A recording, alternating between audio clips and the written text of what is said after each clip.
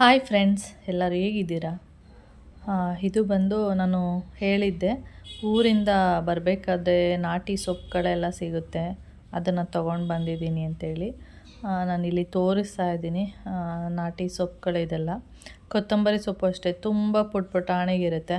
ಈ ಕೊತ್ತಂಬರಿ ಸೊಪ್ಪು ನೋಡ್ತಾ ಇರ್ಬೋದು, ಸ್ವಲ್ಪ ಉದ್ದ ಇದೆ ಅಷ್ಟೇ, ಇನ್ನೂ ಚಿಕ್ಕದು ಬರುತ್ತೆ. ಅದು ನೋಡೋಕ್ಕೆ ಒಂಥರ ಏನಾಗುತ್ತೆ ಅಂದರೆ ಖುಷಿಯಾಗುತ್ತೆ ಆ ಥರ ಸೊಪ್ಪುಗಳು. ಅವತ್ತೊಬ್ಬರು ತಾತ ಬಂದಿದ್ದರು, ಅವರು ತಂದಿದ್ದು. ನಾನು ಅವರಿಗೆ ಎಷ್ಟು 50 ರೂಪಾಯಿಗೆ ಕೊತ್ತಂಬರಿ ಅಂದರೆ ಟೋಟಲ್ಲು ಕೊತ್ತಂಬರಿ ಸೊಪ್ಪು ಮತ್ತು ಸಬ್ಸಿಗೆ ಸೊಪ್ಪು ಮತ್ತು ಇನ್ನೊಂದು ಸೊಪ್ಪು ಏನು ತೊಗೊಂಡಿದ್ದೀನಿ ಅದು ಎಲ್ಲ ಸೇರಿಸಿ 50 ರೂಪಾಯಿ ಆಯಿತು. ಅದಾದಮೇಲೆ ಅವರಿಗೆ ನಾನು ಹೇಳ್ತಾ ಇದ್ದೆ, ಇನ್ನೊಂದು ಸ್ವಲ್ಪ ಸಬ್ಸಿಗೆ ಸೊಪ್ಪು ಬೇಕಿತ್ತು ನನಗೆ, ಸಬ್ಸಿಗೆ ಮೆಂತ್ಯ ಅಂತೇಳಿ. ಅದಕ್ಕೆ ಮಾರ್ಕೆಟ್ಗೆ ಹೋಗಿ ತರ್ತೀನಿ ಅಂತ ಹೇಳಿದ್ರು. ಆಮೇಲೆ ನಾನೇ ಬೇಡ ಅಂದೆ, ಯಾಕೆಂದರೆ ಪಾಪ ತಾತ ಒಂದು ಚೀಲದಲ್ಲಿ ಹಾಕ್ಕೊಂಡು ಪಾಪ ನಡೆಯೋಕ್ಕೆ ಶಕ್ತಿ ಇಲ್ಲ, ಅದನ್ನು ಚೀಲದಲ್ಲಿ ಹಿಡ್ಕೊಂಡು ಬರ್ತಾರಲ್ಲ, ಅದಕ್ಕೆ ಬೇಡ ಬಿಡಿ ಅಂತ ಅಂದೆ. ಅದಾದಮೇಲೆ ಸರಿ ಆಯಿತು ಅಂದ್ಬಿಟ್ಟು ತಾತ ಹೊಟ್ಟೋದ್ರು. 50 ರೂಪಾಯಿ ಕೊಟ್ಟು ಕಳಿಸ್ದೆ. ಇದು ನೋಡಿ ನಮ್ಮ ಸುಂದರಿ ಹೀಗೆ ತೊಡೆ ಮೇಲೆ ಬಂದು ಮಲಗೋದು.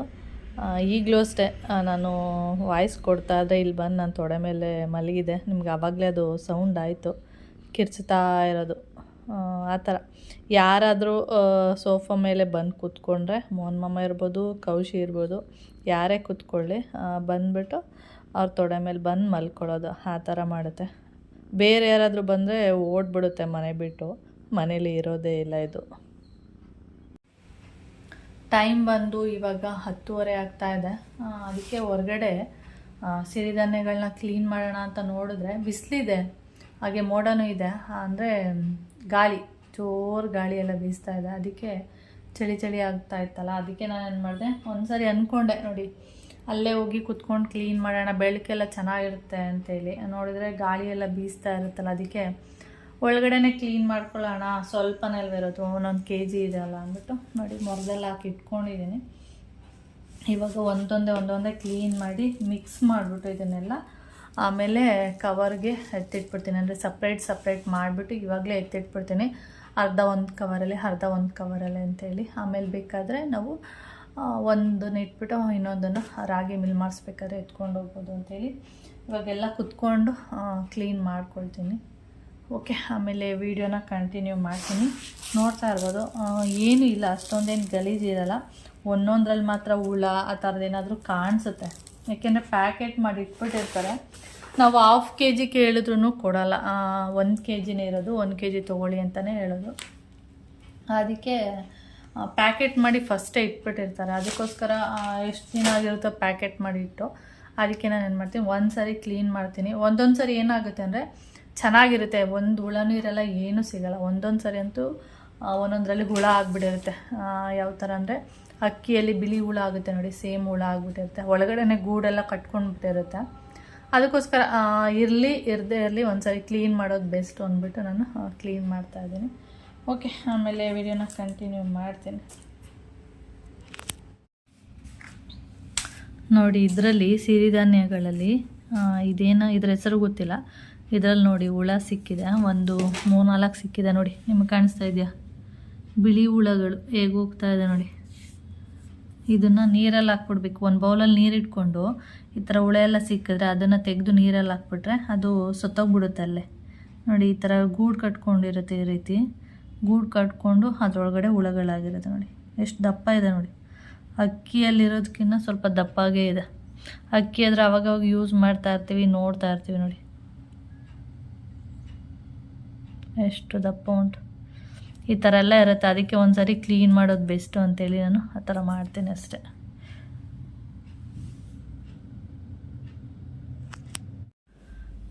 ಇದು ನೋಡಿ, ಇವಾಗ ಎಲ್ಲ ಕ್ಲೀನ್ ಮಾಡಿ ಇಟ್ಕೊಂಡಿದ್ದೀನಿ. ಕ್ಲೀನ್ ಮಾಡಿ ಇಟ್ಕೊಂಡು ಹೀಗೆ ಮೊರದಲ್ಲೇ ನೀಟಾಗಿ ಮಿಕ್ಸ್ ಮಾಡಿದ್ದೀನಿ, ನೋಡ್ತಾ ಇರ್ಬೋದು. ಮಿಕ್ಸ್ ಮಾಡಿಬಿಟ್ಟು ಇವಾಗ 1-2 ಕವರಿಗೆ ಹಾಕ್ಬಿಟ್ರೆ ಆಯಿತು. ನಿಮಗೆ ಕಾಣಿಸ್ತಾ ಇದೆಯಾ ನೋಡಿ. ಕ್ಲೀನ್ ಮಾಡಿದಾಗ ನಾವು ಕ್ಲೀನ್ ಮಾಡೋದು ಬೇಡ ಅಂತ ಅನಿಸುತ್ತೆ ಒಂದೊಂದು ಸರಿ, ಏಕೆಂದರೆ ನಾವು ಪ್ಯಾಕೆಟ್ ತಂದಿರ್ತೀವಲ್ಲ, ಅಲ್ಲೇ ಕ್ಲೀನ್ ಇರುತ್ತೆ ಅಂತ ಅನಿಸುತ್ತೆ, ಆದರೆ ಎಷ್ಟು ಗಲೀಜು ಬರುತ್ತೆ ನೋಡಿ. ಡಸ್ಟು, ಒಂದೊಂದು ಸರಿ ಹುಳ ಇರುತ್ತೆ, ಒಂದೊಂದು ಸರಿ ಈ ಕಸ ಏನಾದರೂ ಸಿಕ್ಕೇ ಸಿಗುತ್ತೆ ನೋಡಿ. ಹುಳಗಳು ಈ ಥರ ಎಲ್ಲ ಇರುತ್ತೆ. ಅದಕ್ಕೆ ಒಂದ್ಸರಿ ಕ್ಲೀನ್ ಮಾಡೋದ್ರಲ್ಲಿ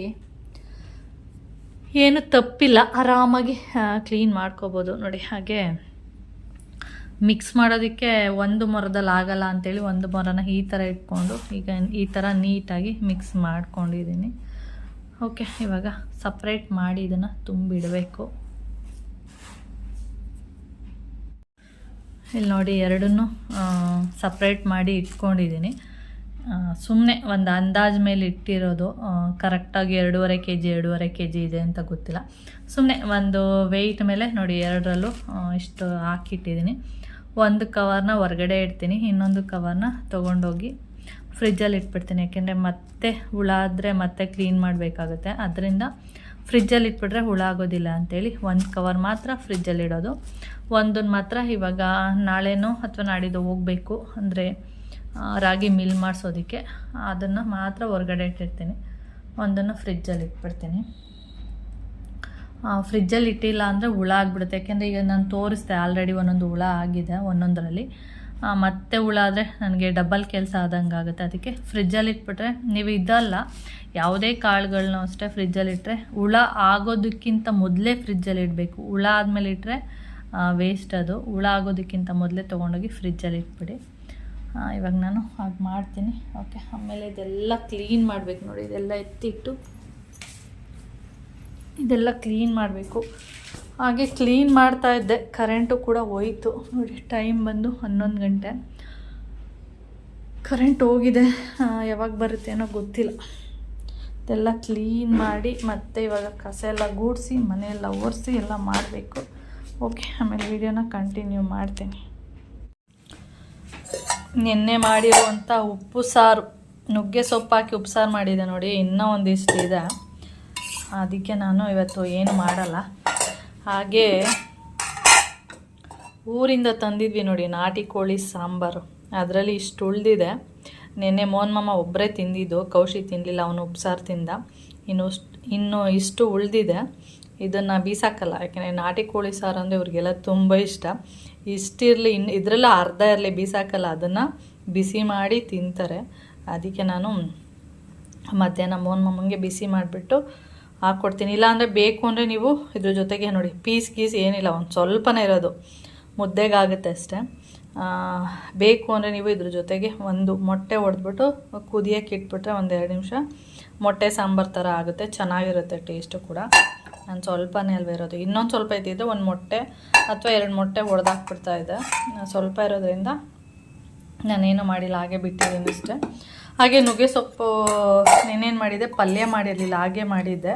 ಅಂದರೆ ಒಂದೊಂದು ಸರಿ ಏನು ಹೇಳ್ತಾರೆ ಅಂದರೆ ಸಾಂಬಾರಲ್ಲೇ ಬಿಟ್ಬಿಡು ಸೊಪ್ಪು ಅಂತ ಹೇಳ್ತಾರಲ್ಲ, ಅದಕ್ಕೆ ನಿನ್ನೆ ಪಲ್ಯ ಮಾಡಿರಲಿಲ್ಲ.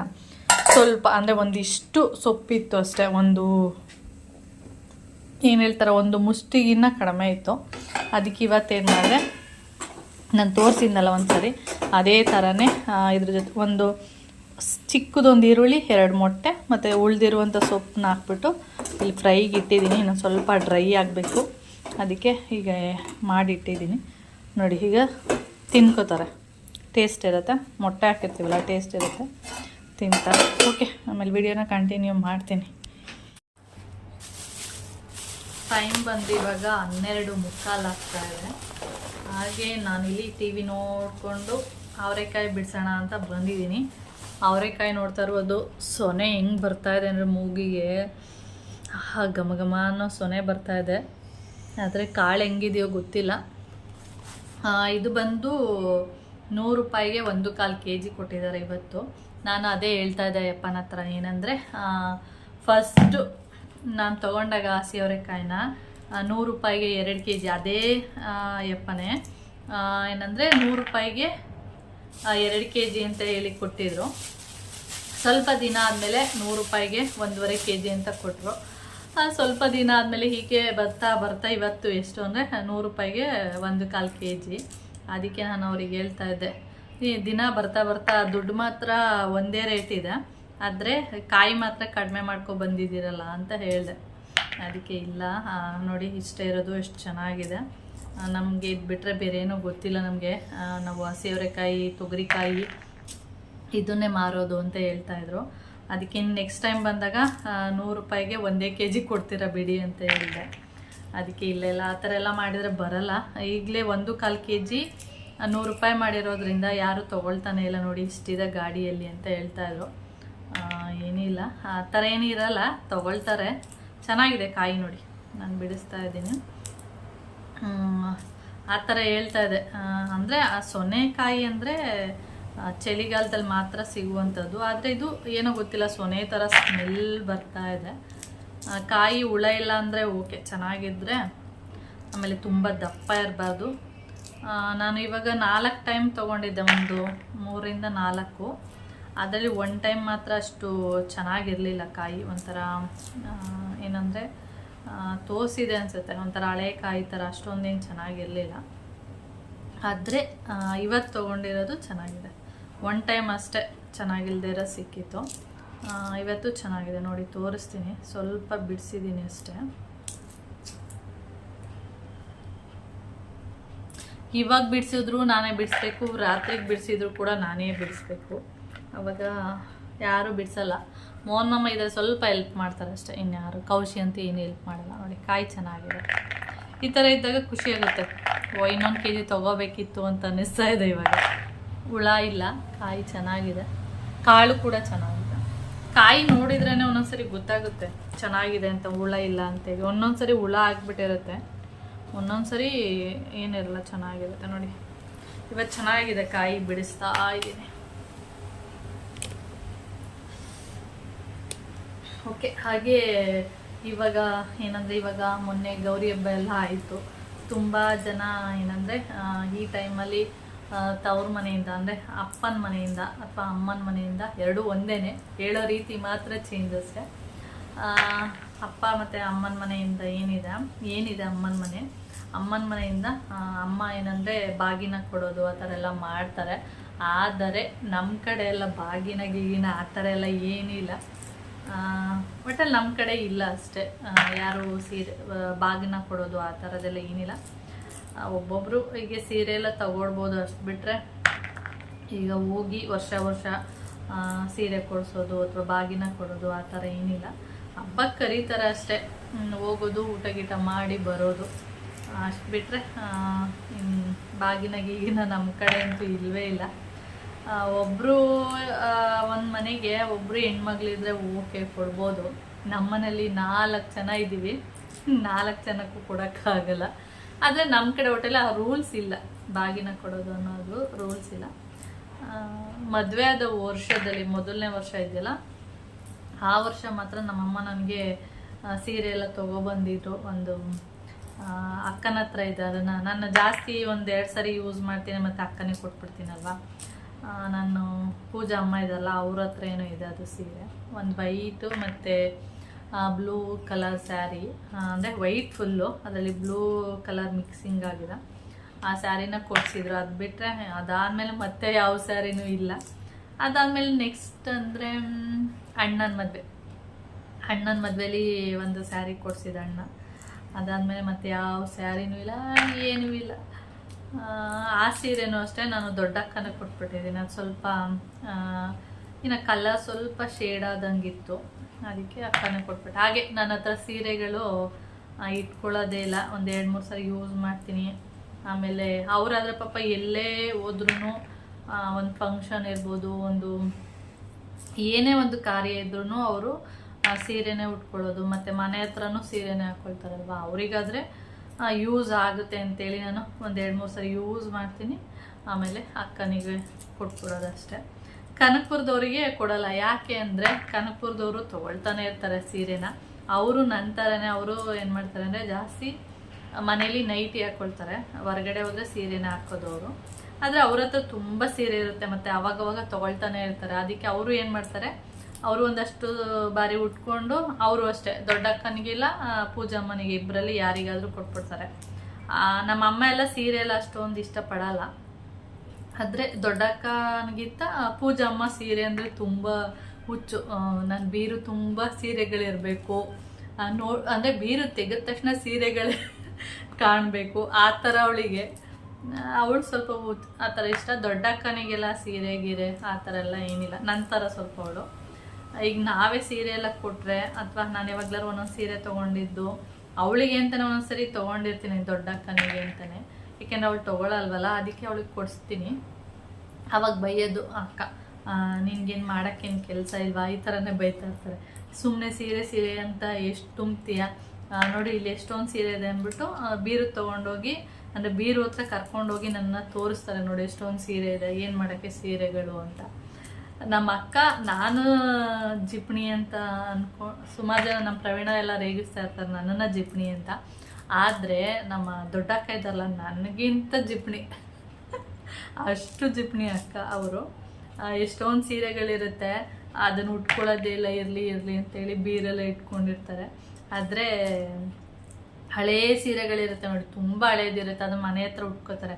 ಅವಾಗ ನಾವೆಲ್ಲ ಹೋಗ್ತೀವಲ್ಲ, ಅವಾಗ ಬೈತೀವಿ, ಎಷ್ಟೊಂದು ಸೀರೆ ಇದೆ ಅದನ್ನ ಮನೆ ಹತ್ರ ಉಟ್ಕೊಂಡು ಬೀಸಾಕು, ಸುಮ್ಮನೆ ಈಗ ಯಾವುದೋ ಚೆನ್ನಾಗಿಲ್ದಿರೋದನ್ನೆಲ್ಲ ಉಟ್ಕೋತೀಯ ಅಂತ ಬೈದರೆ ಏನು ಹೇಳ್ತಾರೆ ಗೊತ್ತಾ, ಇದನ್ನ ಏನು ಮಾಡೋದು, ಮತ್ತೆ ಸುಮ್ಮನೆ ಬೀಸಾಕ್ಬಿಡೋದ, ಹೊಟ್ಟೆ ಉರಿಯುತ್ತೆ ಅಂತ ಹೇಳೋದು. ಹೊಟ್ಟೆ ಉರಿಯುತ್ತಂತೆ ಅವರಿಗೆ ಆ ಥರ ಎಲ್ಲ ಸೀರೆ ಎಲ್ಲ ಬೀಸೋಕ್ಕೆ. ಅದಕ್ಕೆ ಅವರು ಸ್ವಲ್ಪ ನನಗಿಂತ ಸ್ವಲ್ಪ ಜಾಸ್ತಿನೇ ಜಿಮ್ಣಿ. ಪೂಜಮ್ಮ ಎಲ್ಲ ಏನಿಲ್ಲ, ಪೂಜಮ್ಮಂಗೆ ಹಿಂಗೆ ದುಡ್ಡು ಕೊಟ್ರೆ ಅವಳು ಹೋಗಿ ಒಂದು 4 ಸೀರೆ ತಗೊಬರ್ತಾಳೆ ಅಷ್ಟೇ, ಆ ಥರ ಅವಳು. ಕನಕಪುರದವ್ರ ಬಗ್ಗೆ ಅಷ್ಟು ಗೊತ್ತಿಲ್ಲ, ಜಿಪ್ನಿ ಆ ಥರ ಏನಿಲ್ಲ, ಅವ್ರು ನಾರ್ಮಲ್ ನನ್ನ ಥರನೇ ಸ್ವಲ್ಪ. ಅವ್ರ ಹತ್ರನೂ ಅಷ್ಟೇ ಸೀರೆಗಳು ಇಷ್ಟೊಂದಿದೆ, ಅಂದರೆ ತುಂಬ ಸೀರೆಗಳಿದೆ. ಅದೇ ಜಾಸ್ತಿ ಎಲ್ಲ ತೊಗೊಳಕ್ಕೆ ಹೋಗಲ್ಲ, 2,500 ಅಂದರೆ 2,500 ಒಳಗಡೆ ಅಷ್ಟೇ ತೊಗೊಳ್ತಾರೆ. ಈಗ 4,000 5,000 ಆ ಥರ ಎಲ್ಲ ತೊಗೊಳಲ್ಲ ಅವರು. ಅಂದರೆ ಸೀರೆಗಳು ತಗೋತಾ ಇರ್ತಾರೆ ಒಟ್ಟಲ್ಲಿ. ನಾನು ಹೋಗ್ತಾ ಇರ್ತೀನಲ್ಲ, ಅವಾಗ ತೋರಿಸ್ತಾರೆ, ನಾನು ಈ ಸೀರೆ ತೊಗೊಂಡೆ ಅಂದರೆ ಅಲ್ಲೆಲ್ಲ ಫ್ರೆಂಡ್ಸ್ ಎಲ್ಲ ಇದ್ದಾರಲ್ಲ, ಅವರೆಲ್ಲ ತೊಗೊಳ್ತಿರ್ತಾರಲ್ಲ, ಅವಾಗ ಇವಳು ತೊಗೋತಾ ಇರ್ತಾಳೆ ಅಷ್ಟೇ. ಓಕೆ ಫ್ರೆಂಡ್ಸ್, ಹಿಂಗೆ ಮಾತಾಡ್ತಾ ಇದ್ರೆ ಹೋಗ್ತಾನೆ ಇರುತ್ತೆ.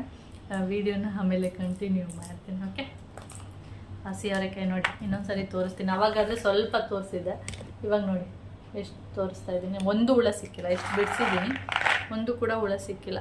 ಓಕೆ, ಈಗ ಮೊನ್ನಮ್ಮ ನೋಡಿದರೆ ಏನಂತಾರೆ ಗೊತ್ತಾ, ಇಷ್ಟು ಚೆನ್ನಾಗಿದೆಯಲ್ಲ ಕಾಯಿ, ಉಪ್ಸಾರು ಮಾಡಿಬಿಡೋ ರಾತ್ರಿಗೆ ಅಂತಲೇ ಹೇಳೋದು. ಇವಾಗ ಅವ್ರು ಬರೋ ತನಕ ಬಿಡಿಸ್ತೇನೆ, ಏಕೆಂದರೆ ಅಷ್ಟೊತ್ತಿಗೆ ಬಿಡ್ಸೋಕ್ಕಾಗಲ್ಲ ಇದು. ಅವ್ರು ಬರೋ ತನಕನೂ ಬಿಡಿಸ್ತಾ ಇರ್ತೀನಿ. ನೋಡ್ಬಿಟ್ಟು ಹಾಗೇ ಹೇಳ್ತಾರೆ, ನನ್ನ ಮಾತು ಕರೆಕ್ಟಾಗಿರುತ್ತೆ. ನೋಡಿ ಇಷ್ಟು, ಆಮೇಲೆ ಇದು ಸೊನೆ ಇದೆಯಲ್ಲ, ಇಷ್ಟೊಂದು ಸೊನೆ ಇದೆಯಲ್ಲ, ಯಾಕೆ ಚೆನ್ನಾಗಾಗಲ್ಲ ಸಾಂಬಾರು, ಮಾಡು ಚೆನ್ನಾಗಾಗುತ್ತೆ ಅಂತ ಹೇಳೋದು. ನೋಡೋಣ, ರಾತ್ರಿಗೆ ಬೇಕಾದ್ರೆ ಟ್ರೈ ಮಾಡ್ತೀನಿ. ಹೆಂಗಿದ್ರು ಇವಾಗ ಮಧ್ಯಾಹ್ನಕ್ಕೆ ಸಾಂಬಾರು ಇದೆ, ಕರೆಕ್ಟಾಗಿ ಆಗುತ್ತೆ. ರಾತ್ರಿಗೆ ಬೇಕಾದ್ರೆ ನೋಡೋಣ, ಒಂದಿಷ್ಟು ಟೇಸ್ಟ್ ಹಾಕಿ ಒಂದು ಸ್ವಲ್ಪನೇ ಉಪ್ಪು ಸಾಂಬಾರು ಮಾಡ್ತೀನಿ, ಹೇಗಾಗುತ್ತೆ ಅಂತ ಗೊತ್ತಾಗುತ್ತೆ. ಓಕೆ, ನಾನು ಹಾಗೆ ಟೆರೆಸ್ ಮೇಲೆ ಬಂದಿದ್ದೆ. ಇಲ್ಲಿ ಲೈಟಿಂಗ್ಸ್ ಹಾಕಿದ್ರು, ಅದಾದಮೇಲೆ ಮತ್ತೆ ಏನೋ ಡೆಕೋರೇಷನ್ ಮಾಡ್ತಾ ಇದ್ದಾರೆ, ಏನಕ್ಕೆ ಅಂತ ಗೊತ್ತಿಲ್ಲ. ನಾನು ಬಂದುಬಿಟ್ಟು ಕೆಳಗಡೆ ಬಂದು ನೋಡ್ತಾ ಇದ್ದೀನಿ, ಏನಕ್ಕೆ ಮತ್ತೆ ಡೆಕೋರೇಷನ್ ಎಲ್ಲ ಮಾಡಿ ಮತ್ತೆ ಲೈಟಿಂಗ್ಸ್ ಯಾಕೆ ಹಾಕ್ತಿದ್ದಾರೆ ಅಂದರೆ, ಇಲ್ಲಿ ಹಾಗೆ ಸುಮ್ಮನೆ ಬರೀ ಲೈಟಿಂಗ್ಸ್ ಅಷ್ಟೇ ಬಿಟ್ಟಿದ್ರಂತೆ. ಇವಾಗ ಅಲ್ಲಿ ಗಣೇಶನ ಕೂರಿಸಿಲ್ಲ ಅಲ್ಲಿ, ಇವಾಗ ಮತ್ತೆ ಇಲ್ಲಿ ಗಣೇಶನ ತಂದು ಕೂರಿಸ್ತಾರಂತೆ, ಆದರೆ ಸುಮ್ಮನೆ ಲೈಟಿಂಗ್ಸ್ ಎಲ್ಲ ಹಾಕಿದ್ದಾರೆ. ನೋಡಿ, ನಾನು ಹೇಳಿದ್ದ ಹಾಗೆ ಮೊಸಪ್ಪಿಗೆ ಮುಚ್ಚು ಬಾಯ್, ಜಾಸ್ತಿ ಆಯಿತು ಮರೈತೀನಿ ಅಂತ. ನೋಡಿ, ಮೊಸಪ್ಪಿಗೆಲ್ಲ ಬೇಯಿಸಿಟ್ಟಿದ್ದೀನಿ, ಒಂದು ನಿಮಿಷ ಬೇಯಿಸಿಟ್ಟಿದ್ದೀನಿ. ಇವಾಗ ಮೊಸಪ್ಪು ಬೇಡ ಅಂತೆ, ಅವರೆಕಾಯಿ ಹಾಕಿ ಉಪ್ಸಾರು ಮಾಡಬೇಕಂತೆ. ನೋಡಿ, ಅದಕ್ಕೆ ಈಗ ಅವರೆಕಾಯಿ ಎಲ್ಲ ತೆಗೆದು ಇಟ್ಟಿದ್ದೀನಿ. ಒಂದು ಟೈಮಿಂಗ್ ಮಾಡು ನೋಡೋಣ, ಅಷ್ಟು ದಿನದಿಂದ ಕೇಳ್ತಾ ಇದ್ದೀನಿ. ಚೆನ್ನಾಗಾಗುತ್ತೇನೋ ಗೊತ್ತಿಲ್ಲ, ಆದರೆ ಸ್ವಲ್ಪನೇ ಮಾಡು ಒಂದು ಟೈಮಿಗೆ ಅಂತ ಹೇಳಿದ್ದಾರೆ. ಅದಕ್ಕೆ ಸ್ವಲ್ಪ ಎತ್ತಿಟ್ಟಿದ್ದೀನಿ. ಹಾಗೆ ಇದನ್ನು ಬೇಯಿಸಿ ಇಟ್ಕೊಂಡಿದ್ದೀನಲ್ಲ, ಇದನ್ನು ಒಟ್ಟಿಗೆ ಈಗ ಸಾಂಬಾರು ಮಾಡ್ತೀನಿ, ಅಂದರೆ ಮೊಸಪ್ಪು ಮಾಡಿಟ್ಬಿಡ್ತೀನಿ. ನಾಳೆಗಾಗುತ್ತೆ, ಮಾಡಿಟ್ಬಿಡು, ಟೇಸ್ಟು ಚೆನ್ನಾಗಿರುತ್ತೆ ನಾಳೆಗೆ ಅಂತ ಹೇಳಿದ್ರು. ಈಗ ಈ ಸಾಂಬಾರು ಮಾಡಬೇಕು. ಇದಕ್ಕೆ ಬದನೆಕಾಯಿ ಇಲ್ಲ, ಅದಕ್ಕೆ ತರ್ಸಕ್ಕೆ ಕಳಿಸಿದ್ದೀನಿ. ಇದು ಮಾಡಿಬಿಟ್ಟು ಆಮೇಲೆ ಇದನ್ನು ಮಾಡ್ತೀನಿ. ಇದೇನು ಈಸಿ, ಖಾರ ಎಲ್ಲ ಇದೆ. ಆಮೇಲೆ ಇದನ್ನು ಮಾಡಿ ಹಾಗೆ ನಾನು ಮಧ್ಯಾಹ್ನ ಹೇಳ್ದೆ ಬೇಡ ಉಪ್ಪು ಸಾಂಬಾರು, ನಿನ್ನೆಯಿಂದ ಉಪ್ಸಾರೇ ತಿಂತಾಯಿದ್ದೀನಿ ಇಂದು. ಆಮೇಲೆ ನೋಡಿದ್ರೆ ಇದೇ ಮಾಡು ಅಂತ ಹೇಳಿದ್ರು. ಅದಕ್ಕೆ ಇದು ಬೇರೆ ಬೇಯಿಸಿಟ್ಬಿಟ್ಟಿದ್ದೀನಿ ಅಂದಿದ್ದಕ್ಕೆ ಸರಿ ಅದನ್ನು ಮಾಡಿಟ್ಬಿಡು ನಾಳೆಗಾಗುತ್ತೆ ಅಂದರು. ನೋಡಿ, ಇವರಿಬ್ರ ಇವರಿಗೆ ಸುಮಾರು ದಿನ ಆಯಿತು ಚಿಕನ್ ಹಾಕದೆ, ಅದಕ್ಕೆ ಇಲ್ಲಿ ಬಂದು ನಾನೇನು ಚಿಕನ್ ಹಾಕಿಲ್ಲ ಅಂದರೆ ಫುಲ್ ಇದ್ರ ಮೇಲೆ ನೆಗ್ದು ಇಲ್ಲಿ ಕುತ್ಕೊಂಡು ಇಲ್ಲಿ ಬಂದು ನೋಡೋದು ಆ ಥರ ಮಾಡುತ್ತೆ ಚಿಕನ್ ಹಾಕ್ತಾಳೆ ಅಂತೇಳಿ. ದುಡ್ಡು ಕೊಡು, ದುಡ್ಡು, ಚಿಕನ್ ತರ್ತೇನೆ, ನಿಂಗೆ ಚಿಕನ್ ಬೇಕು ತಾನೆ? ನೋಡ, ಚಿಕನ್ ಬೇಕಲ್ವಾ, ದುಡ್ಡು ಕೊಡು. ನಾನು ಏನಾದರೂ ಚಿಕನ್ ಮಾಡಿ ಅಥವಾ ಚಿಕನ್ ಎಲ್ಲ ತೊಳೆದು ಇದಕ್ಕೆ ಹಾಕಿಲ್ಲ ಅಂದರೆ ಏನು ಮಾಡುತ್ತೆ ಅಂದರೆ ಸ್ಮೆಲ್ ಏನಾದರೂ ಬಂದರೆ ಚಿಕನ್ ಸ್ಮೆಲ್ಲು ಇಲ್ಲಿ ಸಿಂಕ್ ಇದೆಯಲ್ಲ, ಈ ಸಿಂಕ್ ಕೆಳಗಡೆ ಹೋಗುತ್ತೆ. ಅಲ್ಲಿ ಹೋದ್ರೆ ಏನಕ್ಕೆ ಅಲ್ಲಿ ಹೋಗುತ್ತೆ ಅಂದರೆ ಸಿಂಕ್ ಕೆಳಗಡೆ ಇಲ್ಲಿ ನೀರು ಹೋಗುತ್ತಲ್ಲ ಪೈಪಲ್ಲಿ, ಅಲ್ಲಿ ಸ್ಮೆಲ್ ಬರುತ್ತೆ. ಅಲ್ಲೋಗಿ ಸ್ಮೆಲ್ ಮಾಡೋದು ಇವರು, ಚಿಕನ್ ತಂದಿದ್ದಾರಾ ಇಲ್ವಾ ಅಂತ ಟೆಸ್ಟ್ ಮಾಡೋದು ಆ ರೀತಿ. ಗುಮ್ಮ ಗಮ ಹಿಂಗೆ ಮಾಡ್ತಾ ಇರಿ, ಮಾಡಿಸ್ಕೊತಾನೇ ಇರುತ್ತೆ. ಈ ಥರ ಮಾಡಿದ್ರೆ ಅವಳಿಗೆ ಒಂಥರ ಮಜಾ ಸಿಗುತ್ತಂತೆ. ಏನು ಗುಮ್ಮ, ನಿದ್ದೆನೇ ಬರುತ್ತೆ ಅದಕ್ಕೆ ಈ ಥರ ಮಾಡಿದ್ರೆ. ಹೋಗ ಕರ್ಗಿ ಓದ್ಲು, ಹೋಗು. ನಡ ನಡ, ನಾನು ಹಿಂದೆ ಹಿಂದೆ ಮುಂದೆನೇ ಸುತ್ತೋದು.